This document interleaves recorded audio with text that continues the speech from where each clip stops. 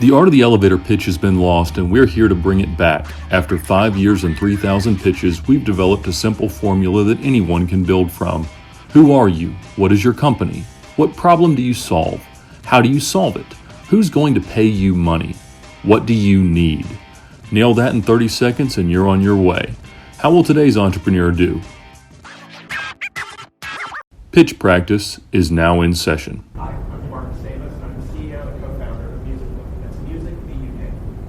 Today I stand before you as a classically trained violinist, but my story didn't start this way. For millions of people just like me, they want to learn music, but they aren't sure where to begin. And the internet is full of dating apps.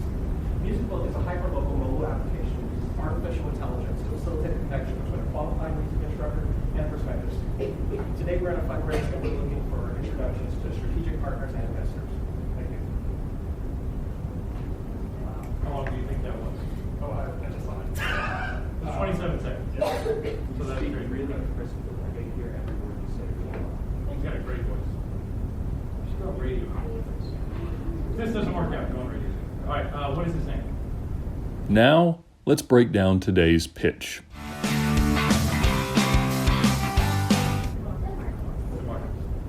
what is the name of his organization? Musicbook.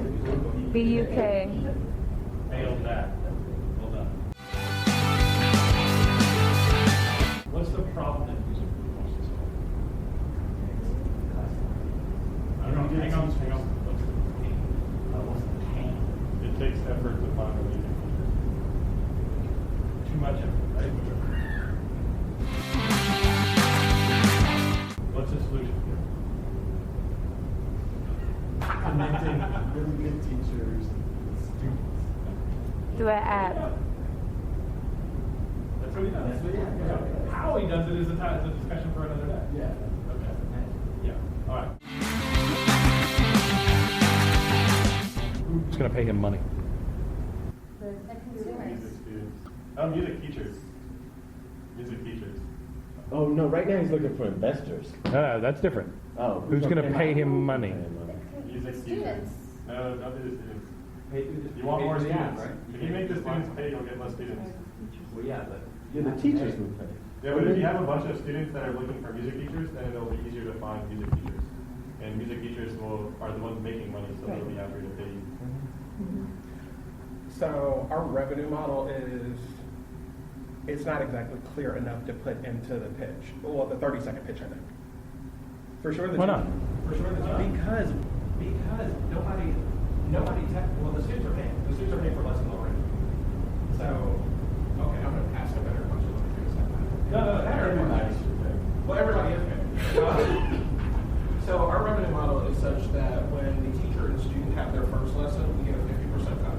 When the students are paying for their lesson moving forward, there's a $5 service fee that's added to every lesson. So the teacher gets 100% of their profit and they $5 per lesson. Okay, so in your 30-second pitch, you don't need to explain the details of it. Okay. Here's how we take a cut of every lesson. Yes. Simplify. Small. Yeah, if we take a small cut, a small percent. Yeah. It is 1% of every lesson. Positions, you might want to say we add a surcharge. They don't want to feel that they've been cut. Yeah, that's what we do. Depends on doing the job. And it's really a fee, because it's not based on talent, it's just a small fee.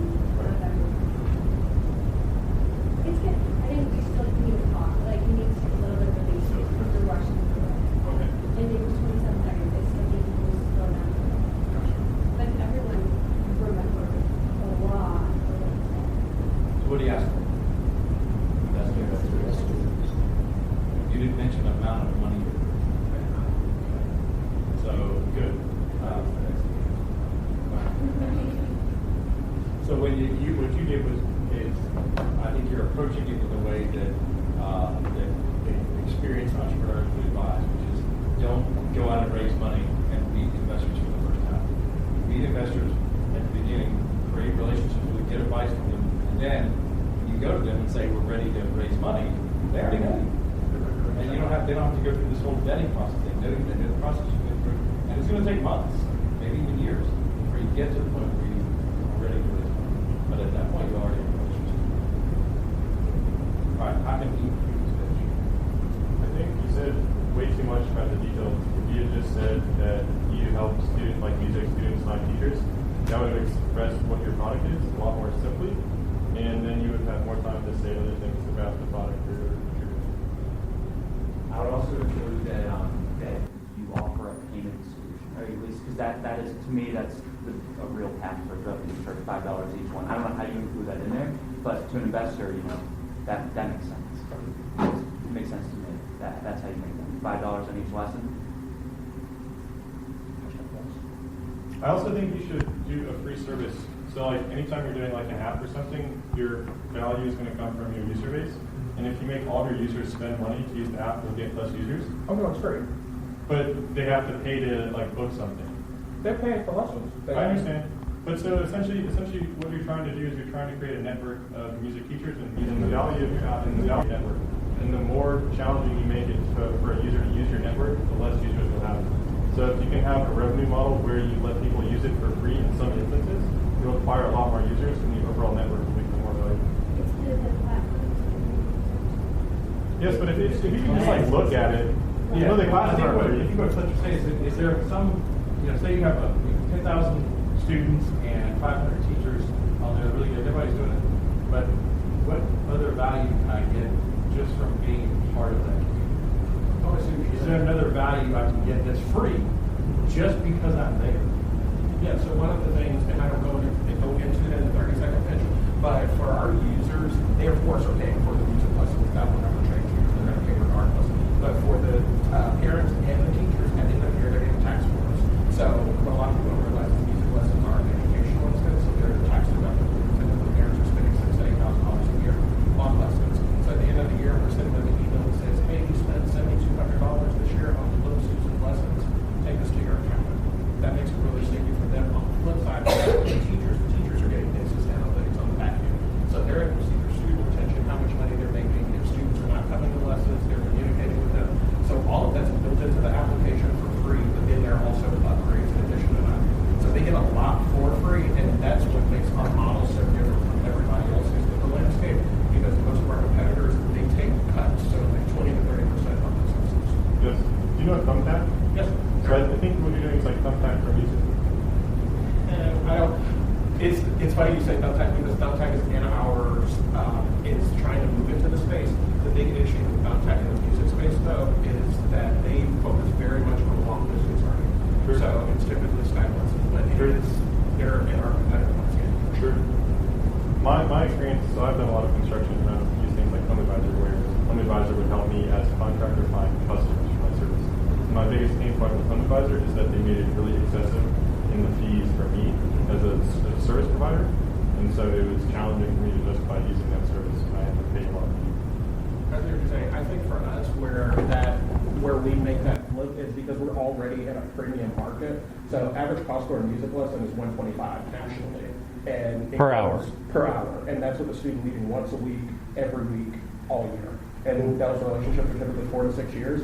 So when you talk about us, for the teacher, adding $5 per lesson as a service fee, to the student, $5 isn't going to make a difference if they're already paying $125 an hour. For the teacher, it's really sticky for them because of the fact that they're getting 100% of their profit back and they're still getting everything else there. Sure. You should try and hide the fee then. Like on your front end user experience, if you just have the fee automatically included, the provider can set their cost and then it just automatically bumps it. I think the customer experience would be more enjoyable.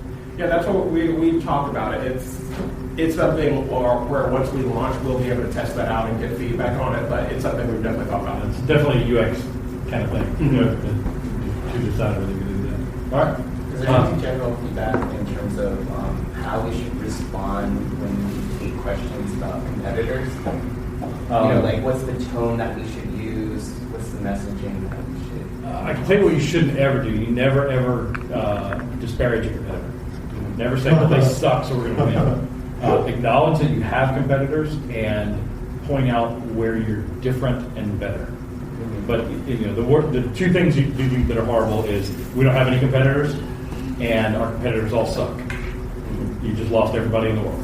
So you acknowledge that you do have them, and then point out, hey, these guys are really good at doing this, but here's where we're going to win. That make sense? Yeah. Okay. Good. All right. Anything else for tomorrow? Well done, sir. Thank you very much.